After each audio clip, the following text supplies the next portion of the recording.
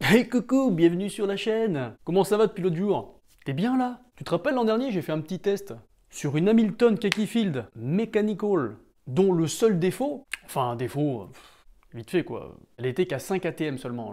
Et 5 ATM c'est pas mal, parce qu'au final, la montre tu peux la passer sous l'eau, bien la nettoyer, 5 ATM ça va, c'est résistant quoi, tu peux pas juste te baigner avec, voilà. Pas comme ça une montre de plongée quoi, le minimum c'est 100 mètres, 10 ATM.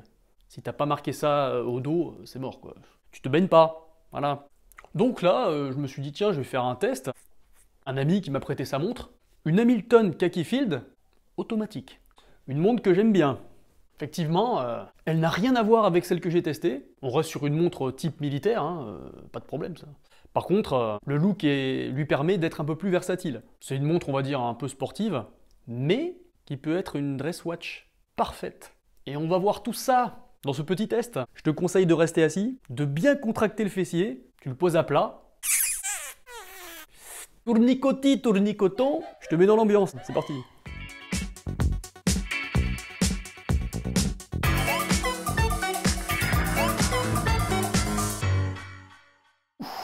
Grave erreur. Bon allez, avant de partir à la découverte de cette belle montre, je vais juste te rappeler viteuf ce que c'est que Hamilton, une belle maison horlogère née en Pennsylvanie aux USA en décembre 1892. Ça s'appelait Adams and Perry Manufacturing Company à l'époque. Au début, ils faisaient des montres de poche destinées aux employés des chemins de fer américains. Ensuite, fournisseurs de l'armée américaine à la Première Guerre mondiale. Et lors de la Seconde Guerre mondiale, ils se mobilisent principalement pour les troupes. Donc ils arrêtent les productions pour le grand public pour se concentrer sur la fourniture des forces armées américaines. Après la guerre, dans les années 50, elle se concentre un petit peu sur le cinéma, où la marque apparaît dans plein de films, jusqu'à aujourd'hui. Mais quoi qu'il en soit, aujourd'hui, on sent l'héritage militaire de la marque. En 1959, elle quitte le sol américain pour aller en Suisse. 1985, elle rentre dans le groupe Swatch, là où il y a Omega, Longines, tous les copains. Mais bon, je vais pas épiloguer sur le truc parce que tu connais un petit peu l'histoire. Vraiment un résumé grossier du truc. C'est toujours bien de le rappeler. C'est important l'histoire. Parce que l'histoire, c'est le temps. C'est un peu lié aux montres d'ailleurs. Voilà.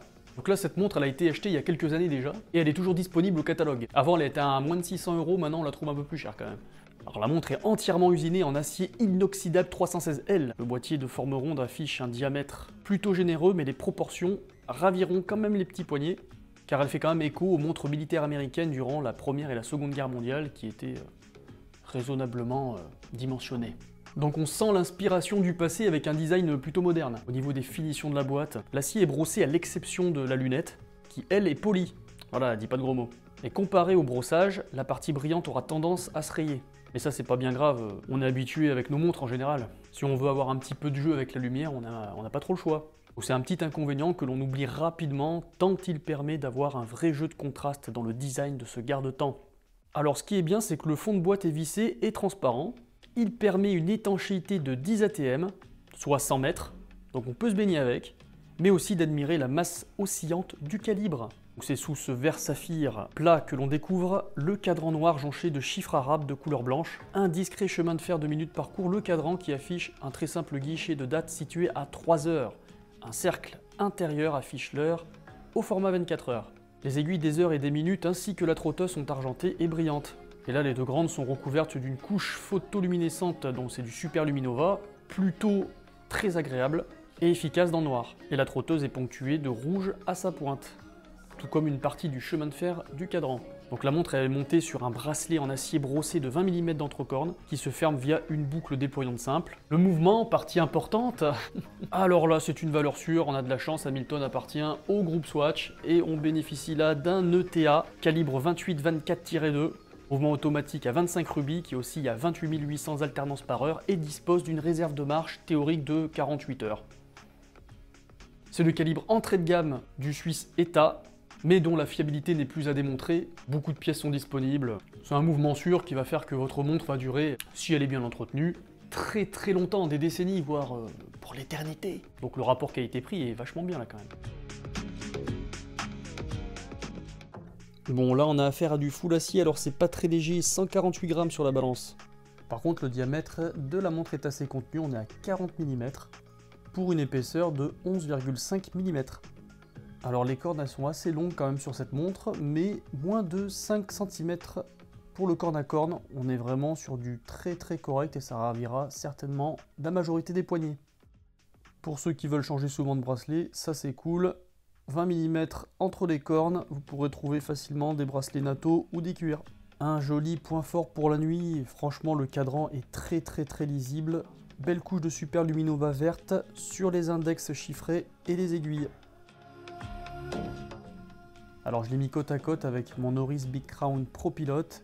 Bon, les deux couleurs bleues, mais par contre on a exactement les mêmes specs. On est sur du 40 mm et 10 ATM. Alors à gauche on est un peu plus dans l'esprit pilote, à droite l'esprit un peu plus militaire. Dans les deux cas on a affaire à deux belles sportives, voire des dress watch. Alors pour rappel, mon poignet fait 17,5 cm et je trouve que cette montre fait parfaitement le job. Bon, je l'adore dans cette configuration, mais elle n'existe plus. Le cadran est légèrement différent aujourd'hui. Vous avez plusieurs teintes, du kaki, du bleu ou du noir.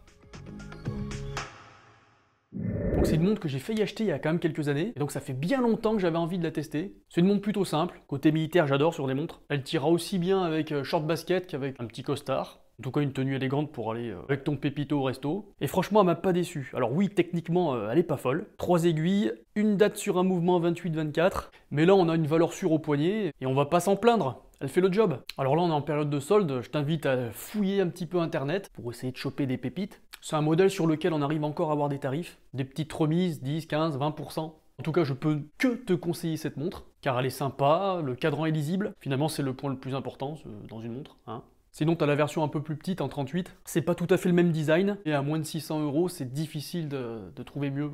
La Kaki Field automatique, c'est une valeur sûre. Tu me diras si t'en as une en commentaire. Tu lâches un pouce bleu, c'est évident. Sinon, je te mets un kick.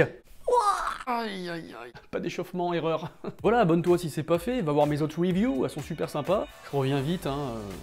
J'ai du Seiko à te présenter, des marques françaises bientôt qui arrivent aussi. Prends soin de toi, je reviens bientôt, je te fais plein de poutous. À très vite.